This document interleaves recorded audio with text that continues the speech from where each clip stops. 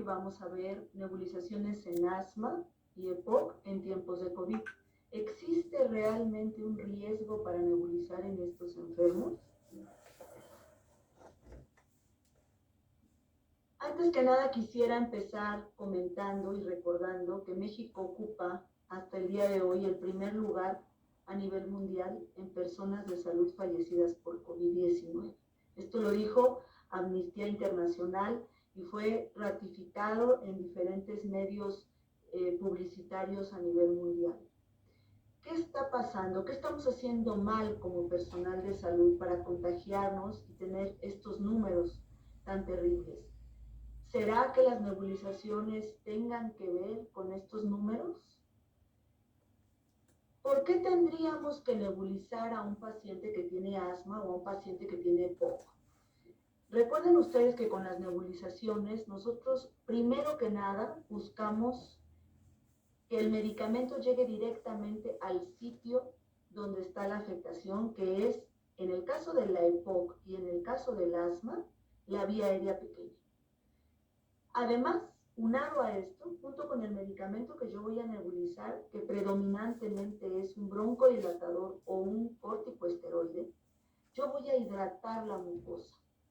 La mucosa aérea de estos pacientes tienen una resequedad franca dentro de ella. Acuérdense que el moco está conformado por mucina, por proteínas, por azúcares y por electrolitos, pero en la mayoría de su contenido es agua, hasta en un 95%. El hecho de estar con broncoconstricción, con inflamación y con hiperventilación genera una resequedad de la mucosa de la vía aérea. Por lo tanto, aunado a la administración del medicamento a nivel o a través de una nebulización, lo voy a aunar a un líquido, particularmente solución fisiológica, para hidratar esta mucosa y que mi escalador mucociliar se vea favorecido y se vea recuperado, por decirlo así, para mejorar el efecto de la tos y para movilizar las secreciones que se encuentran encima de ese moco. Aquí tenemos un esquema que trata de ejemplificar a la vía aérea cómo está conformado desde el punto de vista del escalador mucociliar. Tenemos nuestras células epiteliales, columnares, pseudoestratificadas, ciliadas, con cilios, y arriba de los cilios tenemos el moco, que como decíamos tenemos una conformación de mucina que al tener contacto con el agua que viene en el aire que respiro, se convierte en moco. Y es ahí en ese moco en donde se va a depositar la gran cantidad de partículas que voy a inhalar y que no quiero que lleguen a la vía aérea distal o a los alveolos. Por lo tanto, este moco tiene que estar perfectamente conformado por agua y por mucina y por carbohidratos y azúcares para evitar que se haga espeso y chicloso y que esta sea la causa de esa tos irreversible cuando estos pacientes están exacerbados. Si nos vamos a las guías de práctica clínica y nos vamos a otros años, podemos ver que al menos desde el 2018 a la fecha, está bien establecido en las guías de práctica clínica que nosotros podemos nebulizar a los pacientes que tengan asma o a los pacientes que tengan EPOC. Entonces, ya de entrada, la GINA 2018, de 18 para acá, la Sociedad Torácica de Irlanda, ahorita vamos a ver otras guías, ya nos dicen que si nosotros tenemos un paciente exacerbado con asma grave, que tiene dificultad para respirar y que tiene dificultad para hacer la técnica de inhalación para un IDM o un IPS, un polvo seco o un inhalador dosis medida presurizada, nosotros podemos nebulizarle el medicamento que requiera, ya sea broncodilatador o corticosteroide. Pero no solo son esas dos guías las que lo dicen. Ahora vamos a unar esto de las guías a COVID. Y entonces veamos si las guías, después de toda la revisión de evidencia científica que han realizado cada una de ellas en diferentes países y diferentes especialidades, si cada una de ellas nos permite, digámoslo así, poder nebulizar a nuestros pacientes. Entonces nosotros nos damos cuenta que cada uno de ellas nos dice que por supuesto que podemos hacerlo, pero que tenemos que ser cuidadosos, que sí recomiendan hacer una nebulización en asma o en EPOC, que tenga COVID, pero que debemos tener el cuidado de hacerlo en áreas aisladas y con especial equipo de protección personal para evitar que nos contagiemos de estos enfermos y entonces dejar de ser parte de la estadística. Pero ¿a dónde voy con todo esto de las nebulizaciones? Bueno, debemos recordar que los medicamentos ideales de los enfermos respiratorios crónicos se deben administrar vía inhalada. ¿Por qué vía inhalada? Porque tienen un mejor depósito, una mayor concentración, requerimos menos dosis, tenemos un efecto más rápido, podemos combinar varios fármacos. Y entonces, ¿qué dispositivos tengo yo para administrar este medicamento vía inhalada? Pues los aerosoles. ¿Qué es un aerosol? Un aerosol es una sustancia que se va a transformar de líquida o de sólida en pequeñas partículas. Es decir, yo tengo el fármaco ya sea en presentación líquida o en presentación sólida y después lo voy a fragmentar en pequeñas partículas. Para dar un medicamento vía aerosol, tengo dos dispositivos predominantemente. Los inhaladores, que a su vez se dividen en tres: inhaladores polvo seco, inhaladores dosis medida presurizados, inhaladores de nube fina. Y estos utilizan partículas sólidas para generar un aerosol. O tengo un equipo llamado nebulizador, que son esos aparatos que se utilizan para generar aerosoles a partir de un producto líquido y se va a generar una nube de gas. Como ustedes saben, los medicamentos que ocupamos para nebulizar vienen en presentación de ámpulas líquidas y los inhaladores dosis medida presurizados o inhaladores polvo seco son partículas sólidas que al fragmentarse me van a generar el aerosol. Entonces, una nebulización, ya adentrándonos al tema, es la transformación de un líquido en un aerosol. Son finas partículas que serán inhaladas y después depositadas sobre el epitelio respiratorio. Pide, para que tenga un efecto óptimo, que el paciente tenga un flujo de aire de 6 a 8 litros por minuto. ¿Qué significa eso? Significa que el paciente puede respirar normalmente, como ustedes y como yo lo estamos haciendo ahorita. No necesitamos una técnica de inhalación especial para que el medicamento llegue a donde yo quiero que entre, que es la vía aérea pequeña. Los bronquiolos, donde están conformados por músculo y por mucosa y no hay cartílago. Son esos tubos pequeñititos que particularmente se cierran o se espasman, tienen broncoespasmo cuando hay una inflamación, en el caso de pacientes con EPOC y en pacientes con asma. Una nebulización bien realizada y bien indicada puede incrementar el depósito del fármaco inhalado hasta en un 20%. ¿Qué tengo para nebulizar? ¿Qué dispositivos encontramos en el mercado para nebulizar a un paciente? Tenemos tres tipos de nebulizadores. Los nebulizadores neumáticos o nebulizadores en jet o en chorro, los nebulizadores ultrasónicos y los nebulizadores de malla o electrónicos. Los nebulizadores neumáticos o de chorro a su vez se pueden subdividir dependiendo de si el medicamento es entregado solo cuando inhalo o en todo el ciclo respiratorio están constantemente emitiendo un aerosol, o cuando hago alguna maniobra especial para que el medicamento salga con mayor energía, digamos, con mayor flujo. Estos dispositivos los encontramos en el mercado y son ampliamente usados. Los nebulizadores neumáticos de chorro o jet son los nebulizadores que tenemos en los hospitales que van pegados a la toma mural predominantemente, y los vasitos que es el nebulizador como tal, son de diferentes marcas. Podemos tener esta marca, podemos tener esta marca, infinidad de marcas. Ese es al que llamo nebulizador y este aparatito que se conecta a la luz se llama compresor.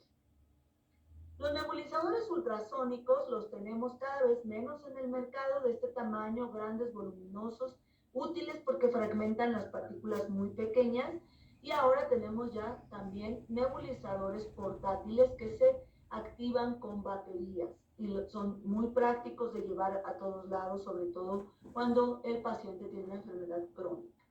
Y los nebulizadores de malla, que se subdividen en malla activa o malla pasiva, esto significa que el de malla activa fragmenta la nebulización en partículas hasta de 1 micra y pasiva entre 6 y 7 micras, 3 a 7 micras.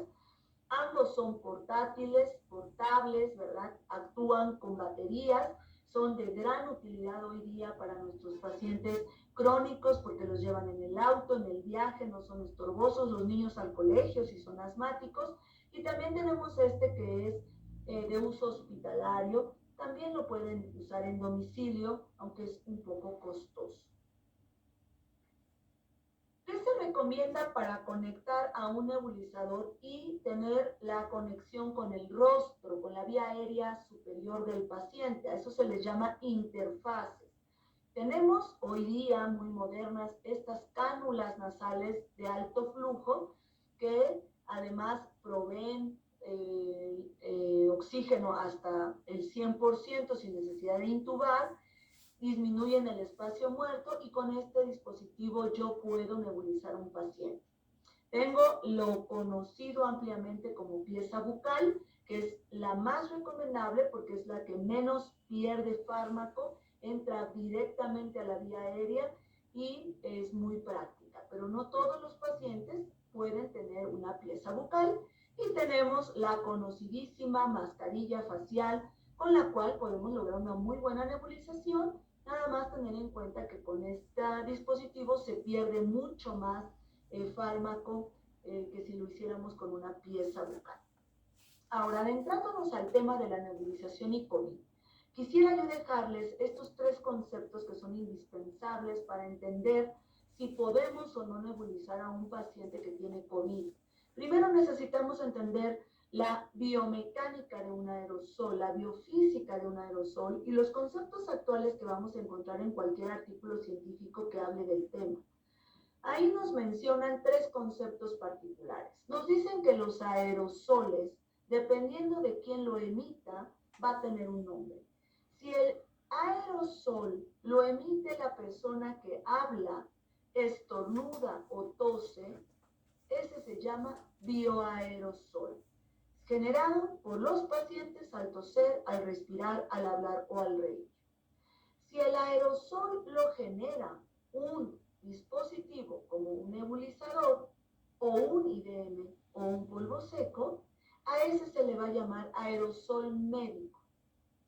Si ustedes se dan cuenta, este dispositivo no está emitiendo un aerosol contaminado, está emitiendo un aerosol con un fármaco determinado que yo le coloqué, pero no tendría por qué aquí haber ningún tipo de virus.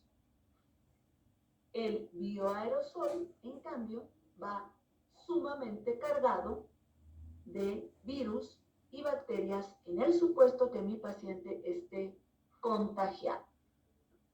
Ahora, si a este paciente que está hablando yo le pongo un nebulizador, aquí mi paciente está hablando, ustedes están viendo la primera fotografía en donde la del lado izquierdo, donde está una mujer hablando y está generando un bioaerosol. A esta persona le pongo un nebulizador y ahora tengo una combinación de un aerosol médico con un bioaerosol. Y lo que se provoca o lo que se emana alrededor del dispositivo, de la interfase de este paciente, se va a llamar emisiones fugitivas o exposición de segunda mano a la aerosolterapia. Es el aerosol médico liberado por el dispositivo del aerosol durante la expiración del paciente, de tal manera que las emisiones fugitivas llevan obligadamente una proporción de virus en ese aerosol, porque el paciente está exhalando. Si él está obviamente contagiado o infectado, va a emitir un aerosol infectado combinado con el aerosol que emite el dispositivo, el nebulizador. Y a eso se le llama emisiones fugitivas o exposición de segunda mano. Es entonces en donde debemos ser muy cuidadosos, porque en esas emisiones fugitivas podemos tener una carga viral amplia y por lo tanto podemos entonces tener un paciente que nos puede potencialmente contagiar o contagiar a su familia que está al lado.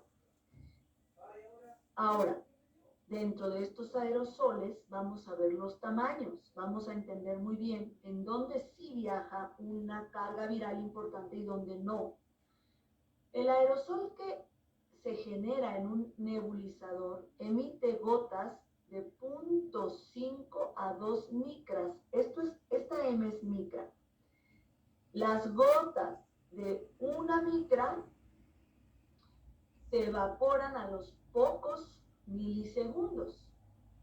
Las gotas de 10 micras sobreviven pocas décimas de segundo. Y las gotas grandes de 100 micras pueden sobrevivir durante casi 1 minuto. ¿A qué nos referimos? Que las muy chiquititas se evaporan y que las más grandecitas logran quedar suspendidas un poco en el aire. Pero como son muy grandes y pesadas, ¿ahora qué voy a tener? Bueno, pues como son muy grandes y pesadas, ahora resulta que sí permanecen en el aire, pero que caen rápidamente al suelo. De tal manera que no olvidar que si algo está contaminado en un hospital con pacientes COVID o en la calle, es el suelo, porque hemos visto repetidamente gente que se le cae el cubrebocas al piso, lo levanta y se lo vuelve a poner. Imaginen nada. Entonces, a mayor diámetro, como vemos en este esquema de la derecha, más rápido va a caer la gota al suelo, pero dependerá también del tamaño de la gota. Todo esto para entender qué sucede alrededor de un paciente que se está nebulizando. Este es el ejemplo de un paciente que está en su cama, puede ser el hospital o puede ser su casa. Y entonces miren ustedes cómo aquí nos están ejemplificando al paciente. Él está exhalando, tiene ventilación, está exhalando el aire y la persona que está al lado de él, al caminar, empieza a generar flujos de aire y empieza a generar remolinos que le llaman. Y no se diga si yo abro y cierro la puerta, porque al abrir puede entrar aire con diferentes temperaturas que me va a favorecer más remolinos y depósito de esta carga viral que está aquí en la emisión fugitiva de esta nebulización y el depósito de estas partículas por todos lados. Entonces, debemos ser muy cuidadosos cuando nebulizamos. La recomendación es, por favor, a puerta cerrada. La persona que está al lado de del paciente que se está nebulizando, al menos a 1 metro de distancia, quietecito, sin estar generando corrientes de aire. Una vez terminada la nebulización, ventilar perfectamente esa habitación, abrir puertas y abrir ventanas. Y evitar en lo posible estar entrando y saliendo de esa habitación. De tal manera que entonces, hasta el día de hoy, los problemas del flujo de aire y el tamaño de las partículas son temas que requieren estudios científicos para poder tener conocimientos sólidos y con fundamentos acerca de si el SARS-CoV-2 se transmite o no por aire.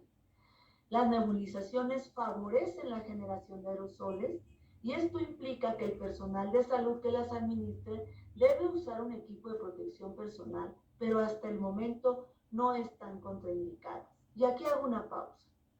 Hay diferentes procedimientos en la medicina que genera aerosoles. Ahora en esta pandemia los hemos aprendido a la perfección. Les voy a mencionar algunos. Hacer fisioterapia pulmonar, favorecer la tos de un paciente, intubar a un paciente, realizar broncoscopía en un paciente, una endoscopía, una nebulización. Ninguna de ellas, hasta el día de hoy, por la Organización Mundial de la Salud, están contraindicadas. Todas ellas se deben hacer cuando están perfectamente indicadas con equipo de protección personal. Cuando un médico quiere prescribir un medicamento inhalado, se enfrenta a todo esto, a un montón de medicamentos en presentación cartucho presurizado, a un montón de medicamentos en presentación inhaladores polvo seco, aerocámaras, a espaciadores y a nebulizadores. Cuando él decide hacer una nebulización es porque entendió que tiene un efecto directo en el sitio de acción, que es menor costo y mejor administración, que tiene un alto índice terapéutico, que va a mejorar nuestra función respiratoria, incluyendo el volumen expirado forzado del primer segundo y la capacidad vital forzada y el flujo pico de tos, que tiene un comienzo de acción más rápida que otras vías de administración, que requiere menos dosis que otras vías y que tiene una menor absorción sistémica y un menor efecto adverso. Para COVID, ¿qué se ha estudiado que se puede nebulizar? Se ha estudiado la lidocaína como un efecto contra la hiperinflamación que se genera en la vía aérea, pero quedó como hipótesis y no se demostró este estudio, de tal manera que no está indicado. Se estudió también el interferón alfa-2 beta para tratar de disminuir el proceso inflamatorio y el efecto severo de inflamación, pero el fármaco es sumamente caro y no tiene una relevancia, un riesgo-beneficio. De tal manera que lo único demostrado en la actualidad que podemos nebulizar en pacientes con COVID son esteroides y broncodilatadores, repito, cuando estos están indicados. ¿A quién debo nebulizar? Las guías y los artículos nos dicen claramente, los nebulizadores se deben usar siempre que un paciente esté limitado para usar un IDM o un polvo seco. Eso sucede en aquellos que tienen alteraciones en las extremidades, contracturas, incapacidad para sostener el dispositivo, debilidad en brazos o manos, dolor para hacer la maniobra, falla de coordinación requerida, que no sepan preparar un polvo seco monodosis.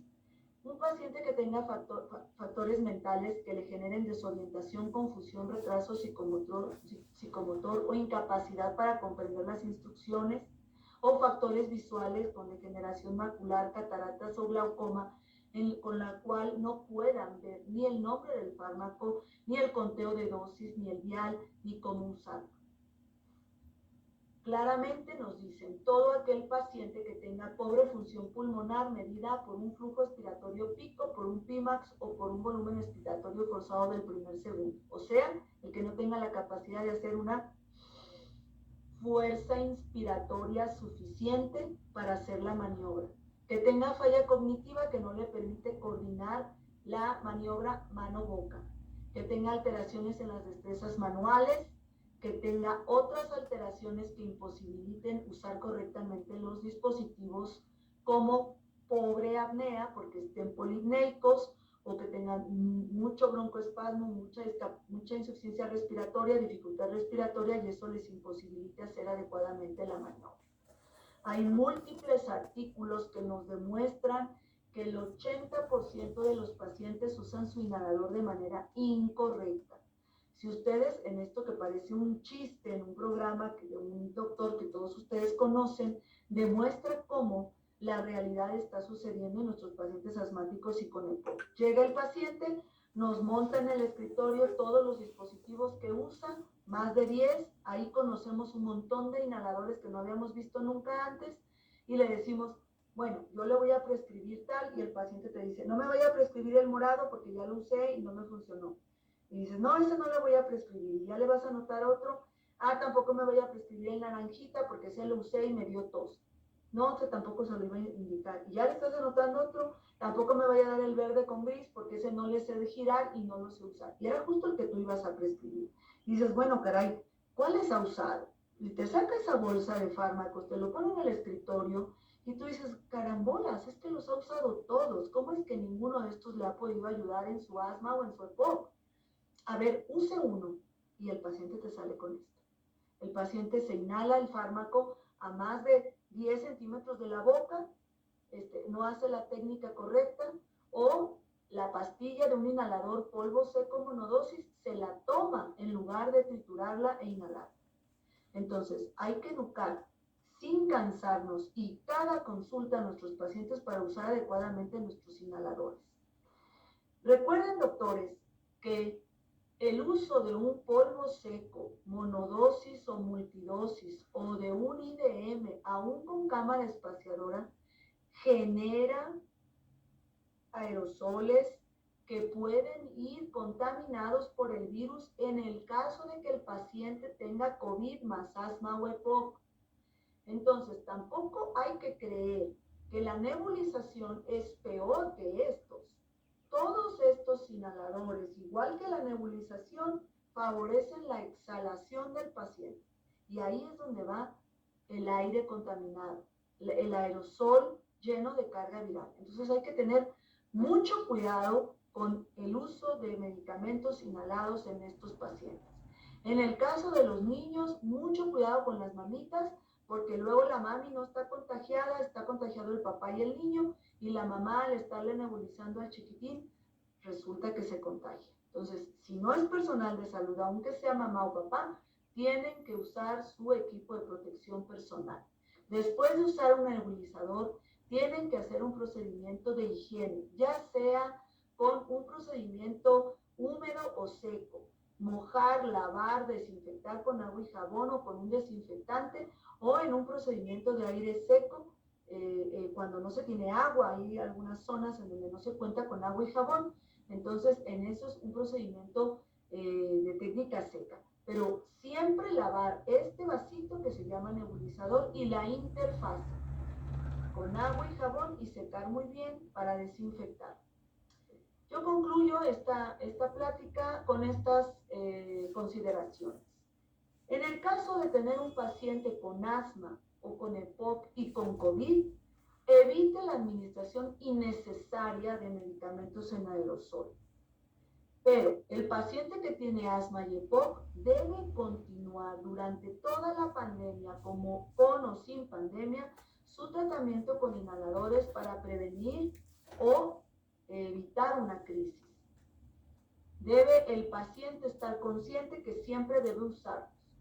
Usar nebulizadores con boquilla o cánula nasal de alto flujo es mejor que con mascarilla.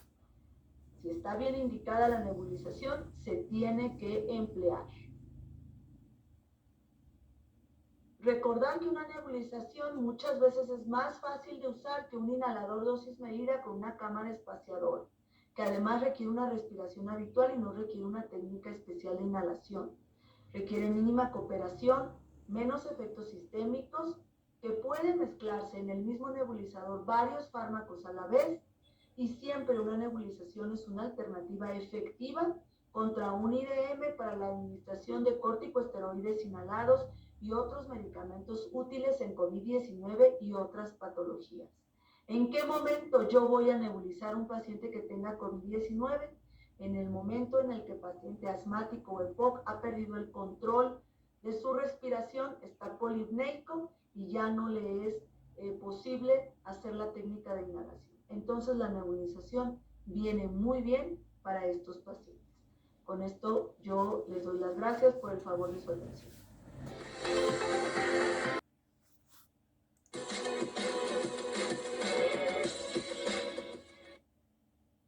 ¿Qué tal? Ya estamos aquí en este espacio de preguntas y respuestas y ya está aquí con nosotros la doctora Saraí del Carmen Toral Zaide. Hola doctora, ¿qué tal? ¿Cómo está? Doctora, muy buenos días a todos. Tengo un poco mala señal, pero espero que ustedes me escuchen bien. La escuchamos bien, doctora. Doctora, pues bueno, vamos a comenzar con las preguntas que están surgiendo del chat, que está muy activo, de todos los médicos que nos acompañan el día de hoy.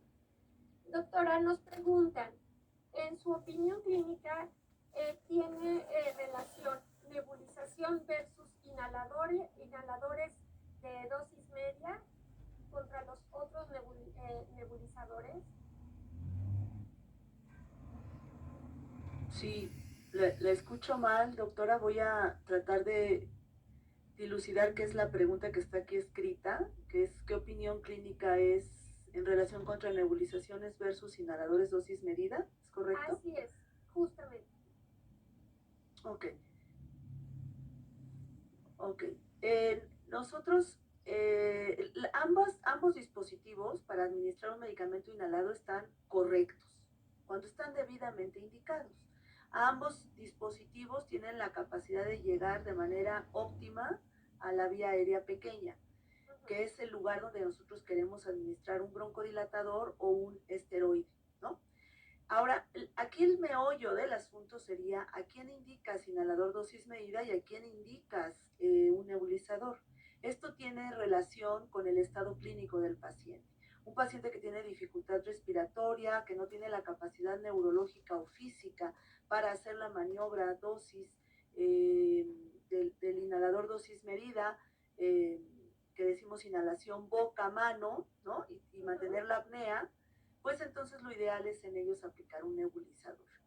Sin embargo, ambos dispositivos adecuadamente bien administrados son igual de efectivos. Un inhalador dosis medida con cámara espaciadora es igualmente efectivo y penetra de la misma manera el fármaco que si lo diéramos vía nebulizada. Perfecto, doctora. Y justamente nos contestó una pregunta que venía después.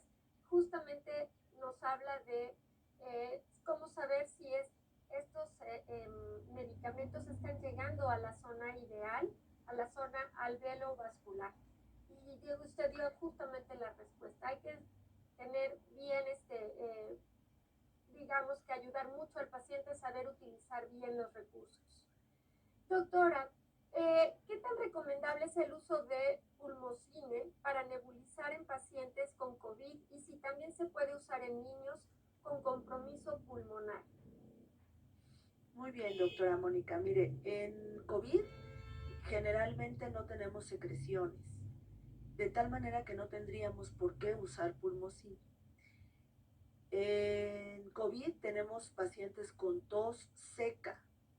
Estos pacientes que tienen expectoración y COVID es porque seguramente ya tienen alguna otra enfermedad agregada o bacteriana.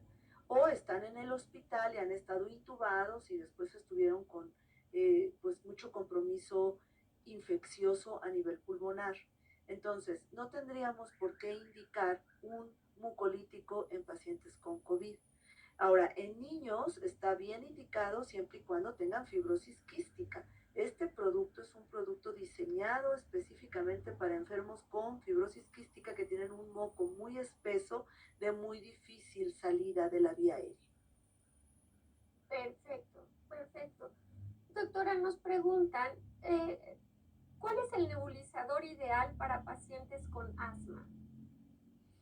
Bueno, tenemos 3 tipos de nebulizadores en el mercado. Tenemos nebulizadores de chorro o de jet, que son los más comunes, los compresores que vemos que se venden y van conectados a este nebulizador, que hay de varias marcas.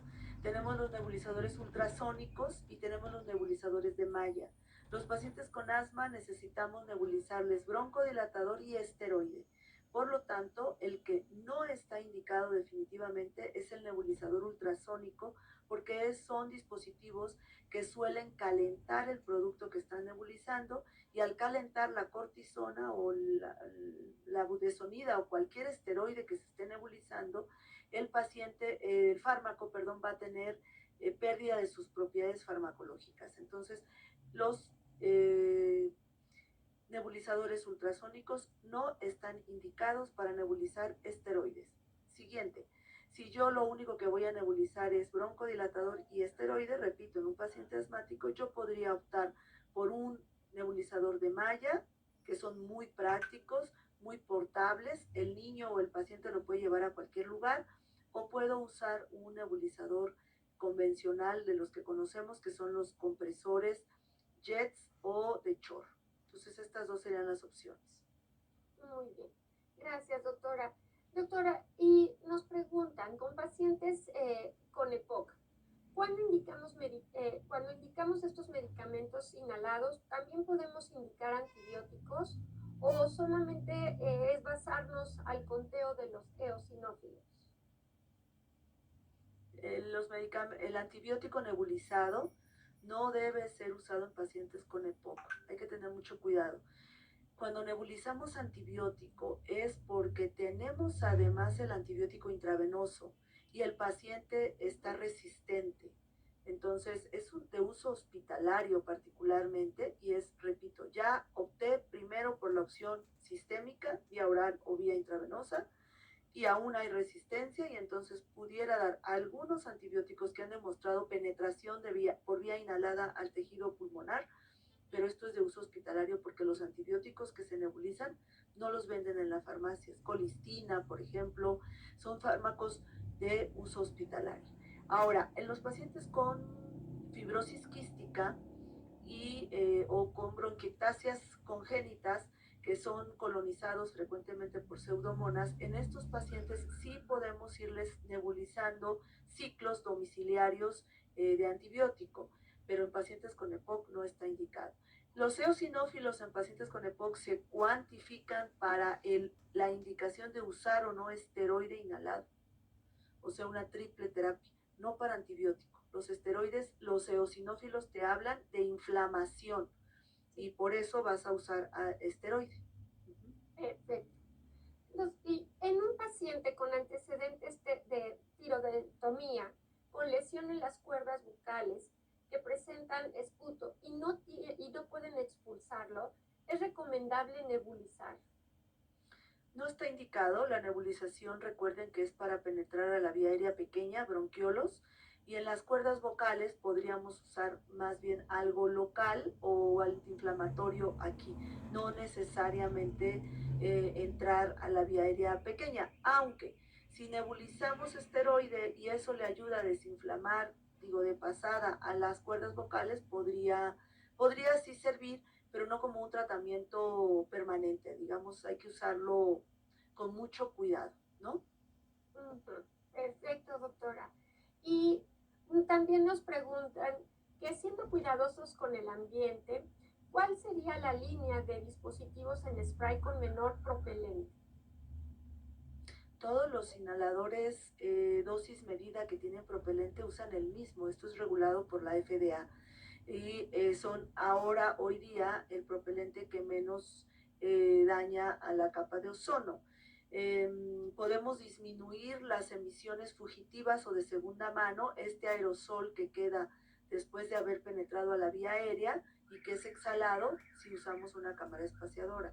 Los inhaladores polvo seco no tienen propelente, se disparan por el puro esfuerzo inhalatorio de los enfermos. Entonces, pues ahí, con seguridad, estamos tratando a los pacientes con esa seguridad. Perfecto. Doctora, las nebulizaciones de uso frecuentes o que ya las tienen con indicaciones para largo plazo, ¿podrían predisponer ambientes favorables para que se reprodujeran hongos a nivel de las vías respiratorias o micosis? Sí, si estamos usando esteroides, siempre el riesgo de tener una micosis oral en orofaringe o inclusive pulmonar existe. Sí, ese riesgo existe, está bien descrito y debemos ser cuidadosos. Siempre estar pendientes de ello. Muy bien. Doctora, nos preguntan qué tan efectivas o qué tan indicadas están las nebulizaciones en los pacientes con el síndrome de Sjögren, que ya tienen sequedad acentuada y que además tuvieron COVID. No, bueno, pobre paciente decimos, ¿no? O sea,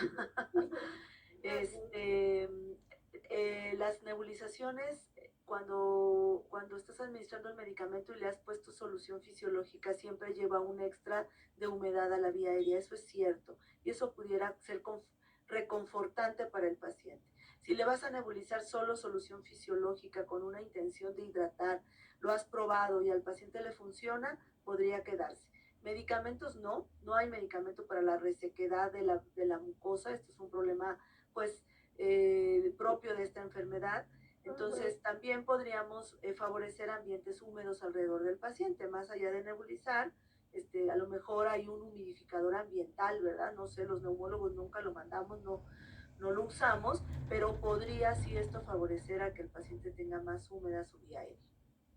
Eso es. Doctora, nos preguntan sobre pacientes con COVID y que están presentando cuadros neumónicos. ¿Está indicada las nebulizaciones en ese caso? Absolutamente. El paciente va a tener tos, segurito, va a tener tos. ¿Y por qué es la tos? Porque está inflamada toda la vía aérea, pero particularmente la vía aérea superior, más allá que la inferior, porque no hacen sibilancias. Entonces, si tú nebulizas esteroide, vas a mejorar esa inflamación de esta vía aérea y por lo tanto el paciente va a disminuir su tos.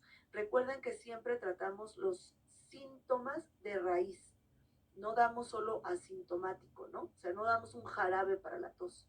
No. Porque tose un paciente que tiene neumonía y COVID o que tiene neumonía por otro microorganismo, porque está inflamada la vía aérea y porque hay secreción. En el caso de COVID no, pero porque hay mucha secreción, por ejemplo, en las neumonías bacterianas. Entonces, en ese caso, vale bien la pena nebulizar esteroide para desinflamar. En el caso de los pacientes con COVID particularmente, sí están indicadas. Eso es. Y en el caso de un paciente con COVID, doctora, que ya resultó que todo salió bien, pero siempre queda un poquito de tos o un poquito de molestias, ¿es adecuada continuar con las nebulizaciones? Puedes migrar si ya el paciente no tiene dificultad respiratoria y tiene una buena fuerza muscular para hacer un buen flujo inspiratorio, puedes migrar ya a un inhalador dosis medida con cámara espaciadora o a un polvo seco, según el caso, según la edad, la preferencia del paciente, la preferencia tuya como médico del fármaco que tú reconozcas, que tú sepas usar el dispositivo y sepas la dosis, puedes cambiar. Acordémonos que las nebulizaciones, los fármacos vienen en cajas de 5, por ejemplo la budesonida, ¿no? Y entonces es una cada 12 horas, pues te dura la cajita 2 días y medio. Entonces, un inhalador dosis medida o un inhalador polvo seco trae al menos 60 dosis o 120 dosis, dependiendo que estés mandando. Entonces, el tratamiento rinde más días, es más económico para el paciente. Claro, muy bien, doctora. Pues así de rápido se nos fue este tiempo en esta sección. Le agradecemos mucho su presencia y el haber dado respuesta a las preguntas que surgieron de los médicos que el día de hoy nos acompañan. Muchísimas gracias.